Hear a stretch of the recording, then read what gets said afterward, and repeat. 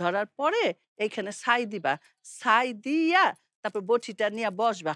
বইসা খাচাং, খাচাং করে কাটবা। বুঝছাস হারামজাদি? ওঠ! ওঠ!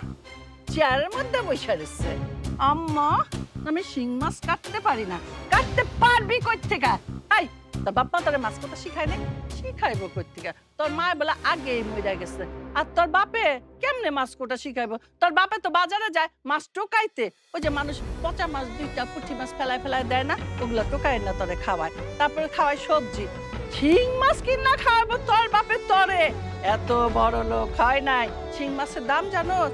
৮০০ টাকা কেজি। আর নদীর শিং মাছ ১২০০ টাকা কেজি। সেই মুরদ নাই তোর বাপে যে তোরে শিং মাছ কিনা খাওয়াইবো।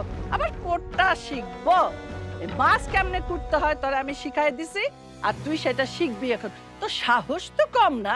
তুই আমারে হুকুম করস শিং মাছ কুটতে দেওয়ার জন্য। এই, তোর বাপে কি চাকর রাখছে আমারে? হ্যাঁ, তুই আমারে হুকুম করস?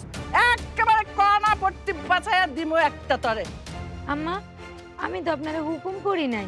আমি শুধু কইছি আমি শিং মাছ কাটতে পারি না। আপনি শুধু একটু কাইটা দিতেন। কি? মুখে মুখে কথা? মাছ করতে পারো না? খুব খাইতে তো খুব পারো। হ্যাঁ, আমি তোমার রাইন্দা দিব, তারপর তুমি খাইবা। ওই সব চলবে না।